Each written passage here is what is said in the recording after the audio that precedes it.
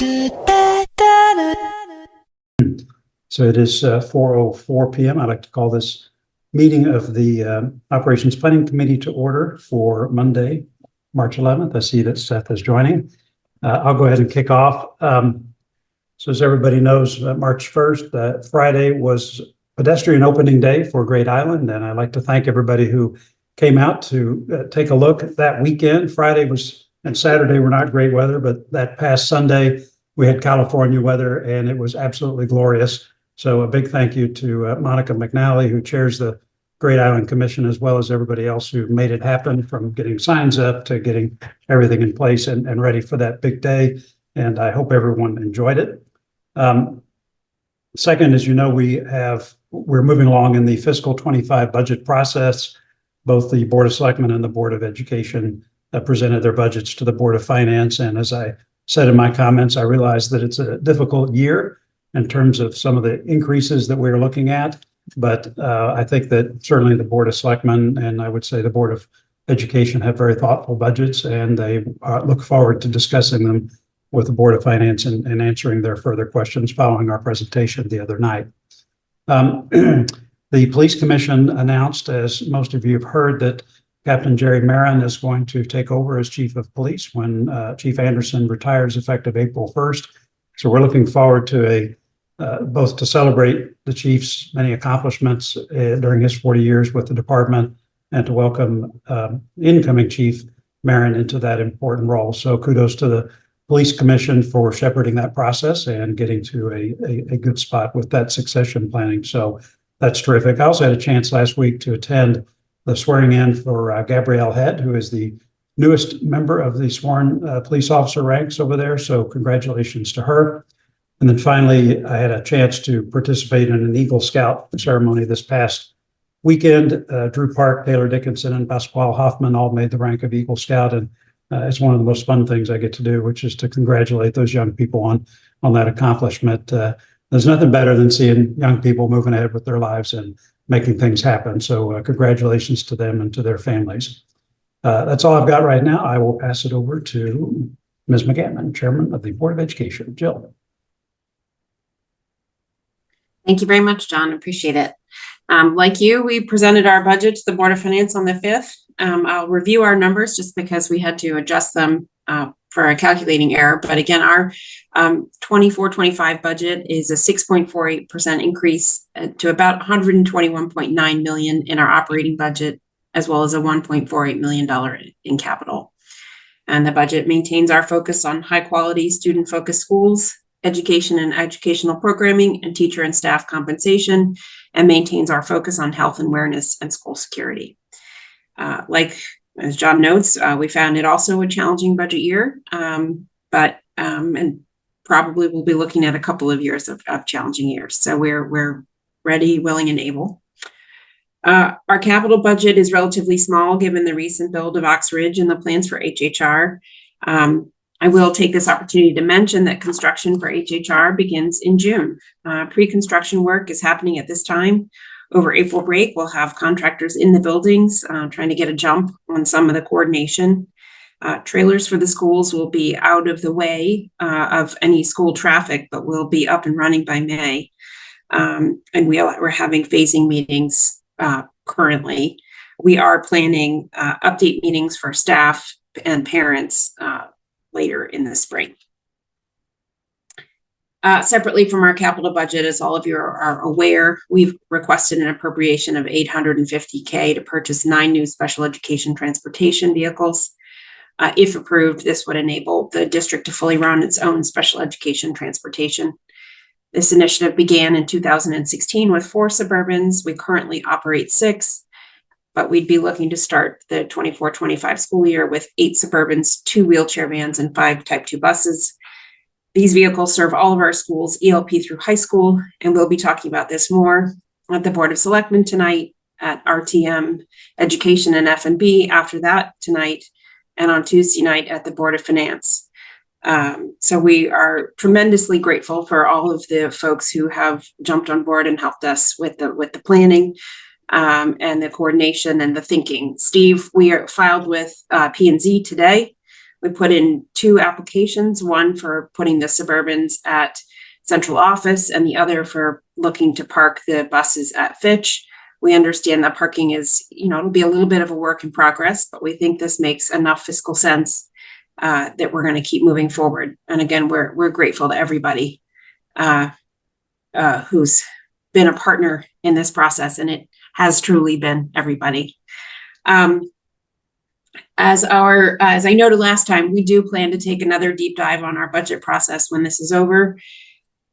And I think even looking at this appropriation, but also looking at the budget itself, we continue to see opportunities for an intra-board discussion of overall fiscal and operational planning. And we look forward to the chance to develop on some of those thoughts. We are working on developing a pilot for our advertising on our scoreboards. We've identified several initial sponsors, and in the spring, there'll be a fuller presentation to the Board of Education. So we're planning to run a beta in the fall, and we're always excited for new revenue opportunities. So we're looking forward to hearing more about that, and you all will hear more as this develops. We have a bonfire planned for the 22nd. It was originally planned for homecoming and was washed out. This will be supported by the fire service. First responders have been informed. And when I say supported by the fire service, I mean the fire department will be there to oversee and make sure that it's done properly. We continue to look for opportunities to build community spirit. So we're very grateful to first responders and the fire department who are supporting this opportunity at the high school. Thank you to all of them for that. There was a legislative hearing on a number of educational bills. That's probably where Tracy is at the moment. When we were at Board of Finance, there was some discussion about reading programs and the state's role in recommending them. There's an initiative out there called Right to Read. Some of the discussion at local boards of education has to do with the need to align the work of the State Department of Education with the actual intent of the legislation, with the selection of specific programs, which is unusual it is unusual that the state would mandate specific programs for districts to purchase. And we're also seeing those programs go up in price now that they've been picked. We've had questions about the responsiveness of the State Department of Education, not because of any individual. We're not pointing fingers at individuals just because the department isn't necessarily staffed for an initiative of this size and scope. And we're concerned about making sure that there are meaningful and accurate criteria for evaluating district programs, particularly ones that are performance-based.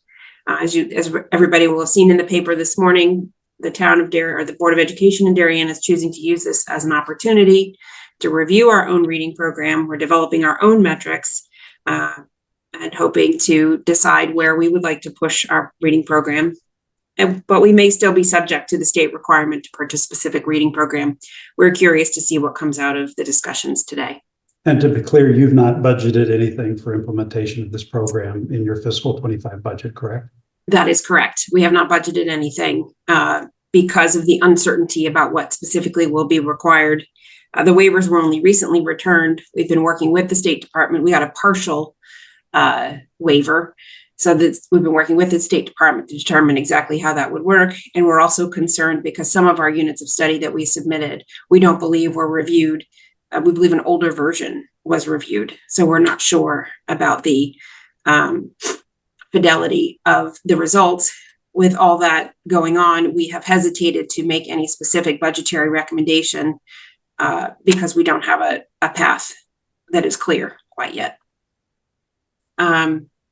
Any other questions about that? That's a hot topic. I saw that in the paper. We're one of the top ranked schools in the country, let alone the state of Connecticut. So it's a little surprising to see something on the front page of the paper talking about reading in the Darien school system, because there seems to be a disconnect somewhere, given our performance. Yes, there does seem to be. And so we're hearing a lot from local school boards across the state about that disconnect stuff, that very thing. It is true that there have been some changes in the philosophy around reading instruction, and that different cohorts of students are better and worse served by different types of reading instruction. So this is why we're choosing to use it as an opportunity. Whole language reading has, there's some wonderful things that have come out of that, but there's also some important things that come out of the science of reading, and most students actually benefit from a blend of reading instruction, which is what we offer in our district. So again, there are always opportunities to improve, but we don't believe that there is a one size fits all. And we think it's really important that performance be one of the criteria that's used to evaluate reading programs. Thank you for your comments, Seth. Lastly, we are selecting an interim principal for Hinley at the moment. The existing principal has decided to take another opportunity closer to home. We are very sorry about that, but parents should stay tuned. We'll be indicating who the interim is going to be in the very near future. And that's the end of my report. Thank you. Okay, thank you. Mr. Morton. A pleasure. Great to see everybody. We have next Monday night, we've got an RTM meeting coming up. We'll have a brief moment of remembrance for Virgil Winger, a person who served the RTM with distinction for a number of years. A great person in finance, very great analyst, helped with a lot of budgets. We miss him. We'll do some approve a 20 Great Island Road property lease. We have the buses parked or unparked. We've arrived at a number of 850,000. I think that's probably correct. So that will probably be passed. A $26,500 expenditure for coastal waters for dredging Darien Harbor, and then some housekeeping items on Appendix B. We keep working on Appendix B, the RTM rules of procedure, to improve them, and they were written a while back, and we don't exactly follow them in a number of cases, the procedures called for. So we're trying to bring them into line with the way we actually operated. We figure as long as you're going to have some rules of procedure, you might as well have them the way you actually do business. So that's really what's going on. The committees, as you noted, have been both education and F&B, been working with the Board of Education, the Board of Finance, trying to find, the right level for the budgets. The numbers are big, the increases are big, and trying though to find a way to, it's not bringing them under control, it's just trying to find a way to operate within reason and still try to keep the increases at some reasonable level is not an easy task. The budgets are extremely complex. The Board of Education budget is large, but it's also complex. And trying to find how to, let's say, bring down costs in an environment where we're expanding, we're building.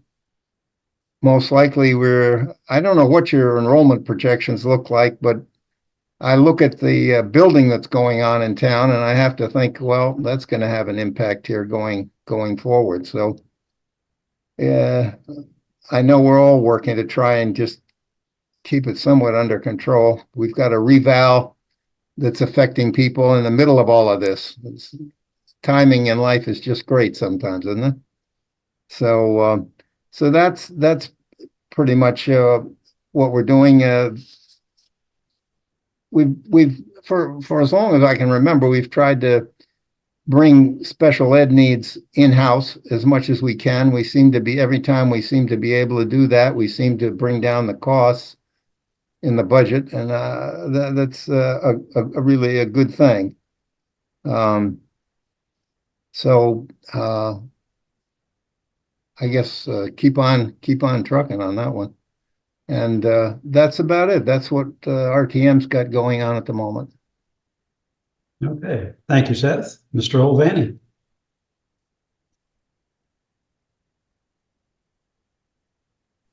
Thank you, folks. Glad to be here. Sorry I was a couple of minutes late, John. What are we doing? Last week, the Planning Zoning Commission meeting was canceled due to a lack of business. Wow, must be slowing down. I don't know. But this week we have a big meeting, which is the ADU meeting. It's a public hearing to discuss accessory dwelling units in our town. It's going to be our first public meeting at it. We've discussed it and debated it a number of times in our meeting, and we have an outside consultant who is a former Dave Keating, the former planning zoning enforcement officer, is going to do a presentation for us. So we're kind of excited about that. That's something we've talked about for years. It was a state mandate. We opted out of the state regulations so we could draft our own regulations, which is going to be, better for our town and cater to the needs of our town. The next thing, in the last couple of weeks, we had two pre-application meetings. The Thorndale Circle site, which we talked about a minute ago, which is where there's there's actually 7 office buildings there. There's a proposal on the table that the property is going to be sold. So they had the applicant or the buyer had a pre-application meeting with the Planning Zoning Commission.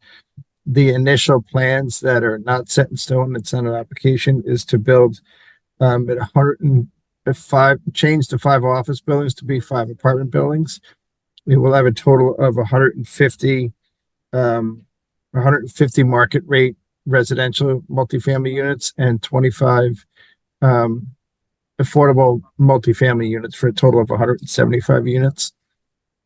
That will follow along our guidelines of all new multifamily projects have to have 14% affordable. That's how you get to a 25 number. The other application that came in is a property that's known as 2 Squab Lane. It's the white house that's behind affectionately what we call the Brooks Brothers buildings or Dunkin' Donuts in the parking lot next to the train station parking lot.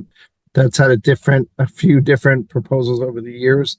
The newest proposal to build a 2/3 story apartment building with 8 units on each floor above a level of parking.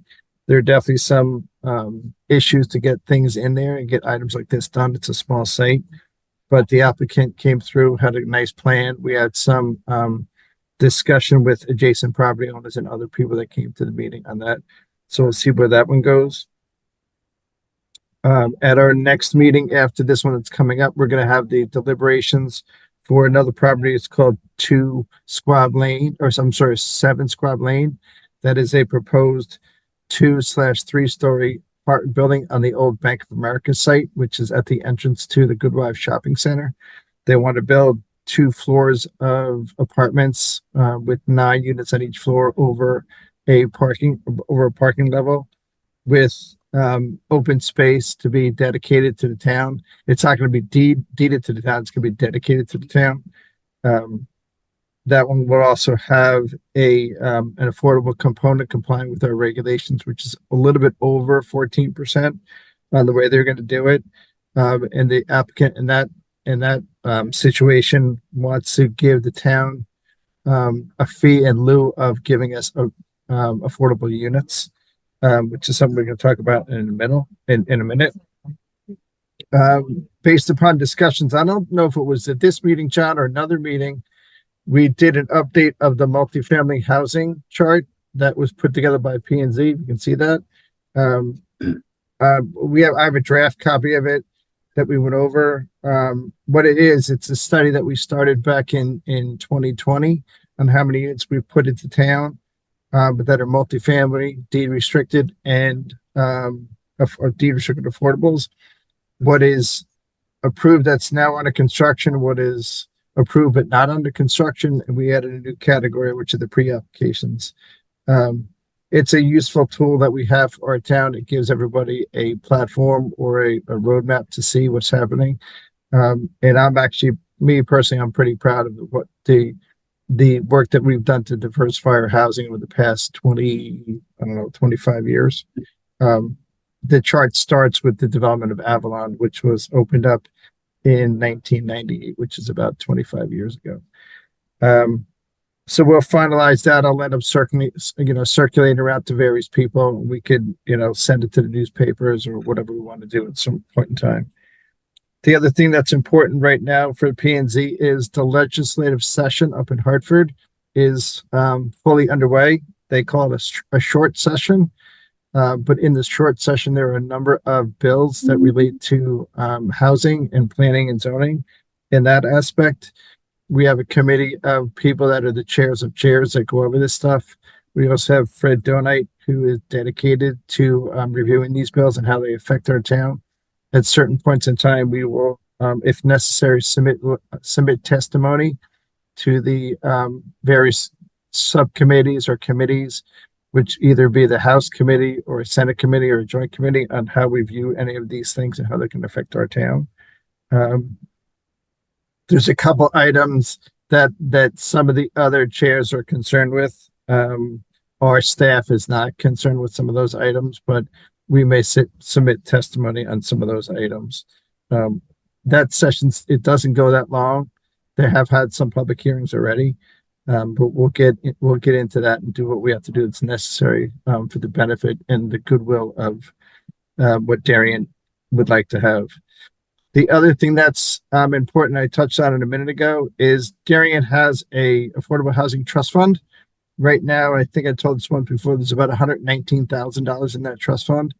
The one application that is on the table right now, which is 7 Sedgwick, if they get approved to do what they want to do and they get approved to give us a fee in lieu of units for that money would go into the trust fund, and it's plus or minus an additional $800,000 to $900,000 go into the trust fund.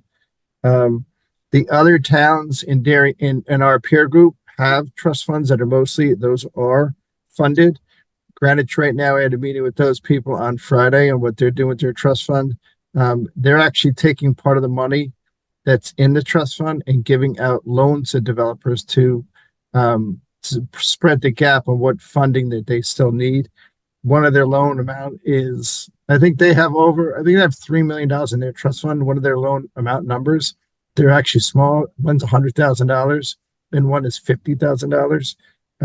The guy who's the chairman of the trust fund that's giving out or taking an application for the loans is a former banker and lender for the affordable space in our district. So he does know what they're doing. That's something I want to take another look at and see how those guys are doing it. P&Z is not in charge of the trust fund in any way, shape, or form, but we're the ones that do allow developers to put money into the trust fund. As Jill did touch on, we did have a meeting, and I spoke with Jill a bunch of different times about the buses. We do not have any industrial parking in the town of Darien. We do have parking in certain space for what I would call trucks and other buildings. We did permit the location of those big Suburbans over at the Central Station, or I guess Central F should call it, which is 35 Leroy. So we're going to review that. Thank you for the application, and Jill, we'll take a look at that. And in that aspect, I think putting him over at Thorndale Circle, where the Fitch schools, does make some sense. We did change that zoning area over there when we accommodated Fitch School, so that should be something that could work for us. But we'll look with the application when it comes in. What else we have with regards to the big developments that are in town that Seth touched on? Corbin District Phase 2 is moving forward. I think they're pretty much done with their rock chipping for their site, and then start to see foundations being poured, and then that one go vertical. Palmer's is well out of the ground. They started the second floor of one of their buildings. The steel is up for both buildings, and the piece that's in the middle that's empty, that's where the parking deck is going to go. So you'll watch that project come out of the ground. Federal over at Darien Commons, they came in. I think at our last meeting to ask if we could put what we really called a residential storage space in the back in that area that they have. That's where people put golf clubs and suitcases and skis. So we permitted that. You're also going to see some more work on that building, which is 40 Heights Road. They're going to reskin that building, put in new windows, new awnings, and do a little bit of additional work to over on the roof of where the Equinox building is. They also want to reconfigure the parking lot a little bit to make it a little bit more safer. So when 40 Heights Road comes online, you can be able to get back and forth, and it's pretty much in some aspects. That's pretty much it for me. If anybody has any questions, I'm here. That's terrific, Steve. I appreciate all that. Sure. There's nothing else. We have two administrative items on the list. The first is we need to approve a couple of sets of minutes. These are for our meeting on December 13th, and then second for the meeting on February 12th. I had a couple of edits to both sets of meetings, which I passed on to Linda, mostly just housekeeping on my comments. Does anyone have any comments on their section of the minutes? Okay. I did have a question for Stephen. Yep. My microphone was on mute. So anything more on the fair housing proposal that was floating around the state? It's still out there. It's still out there. They change the name of it every year. Right. Live, work, ride, fair housing, fair share. It changes. It's pretty much the same document that we've always talked about years ago. I don't think they're going to get too deep into the weeds in it this year because it is a short session. I don't have all the gory details on it yet. But part of the reason why we do this chart and whatnot that says what Darren's done in town, it proves that we're already doing stuff. We're doing these things that are not mandated to town. It's voluntary. Our ADU that we're talking about, that is not mandated. It's voluntary. We're devising it. So we're actually doing our fair share and moving our ball forward. And we just have to make sure that the legislators up in Hartford know that. And that's part of that's a communication, public relations type thing. Me personally, I don't really have, that much free time to go up to Hartford and meet with those people and lobby. But last year we did have a Zoom meeting. I think there was 35 people in attendance. There was probably 10 planning zoning commissioners and 25 legislators. And we told them what we liked, what we didn't like, and went through all the bills. So we're planning on doing that again. And it's going to happen. It's going to happen like in the next 14 days. Well, that's great. Do we get any credit of any kind for having money put in the trust fund? I see the town administrator shaking her head, so I think I have an answer, but I thought I'd ask anyway. You might get brownie points up in Hartford, but that's about it. New Canaan's got, I talked about this once before, New Canaan's got a very good trust fund. Stanford's got a trust fund. Stanford's trust fund really did the development of the Mill Park. If you go, that separates. That's really nice. Yeah. Yeah, that was all money out of the trust fund. Greenwich copied Stanford's and copied ours. So they started when they're doing some stuff with their money. I forget what Westport did. But a lot of towns are starting to have trust funds. So you could take the money to either seed a project, help fund a project, start a project, and issue to multiple projects just to keep the ball moving forward on affordable housing. Thanks. Okay. All right. Terrific. Thank you. Thank you, John. Okay. My minute sections are fine on both copies, John. Okay. Thank you. All right. Motion to approve as edited the minutes for both December 13th and February 12th. Steve, I'll make the motion. Steve, Second. Seconds, all in favor? Okay, very good. Minutes are approved. And then our last thing is to approve the OPC meeting dates for the rest of the year. This is basically the third or fourth Monday in each month. So the next one will be April 22nd. We'll also do May 20th, June 17th, July 15th. August will have no meeting. And then September 16th, October 21st, November 18th, and December 16th. I think Linda has sent this around, or she will. I believe it's in our packet. So we'll get that on our calendars and do this as our meeting schedule for the rest of the year. Could I get a motion to approve the meeting schedule? I can make that motion. Bill seconds, all in favor? Uh, All right, great. I think that's it for today. Kate, have I missed anything? Not that I'm aware of. Okay, terrific. There's nothing else for the good of the order. Could I get a motion to adjourn?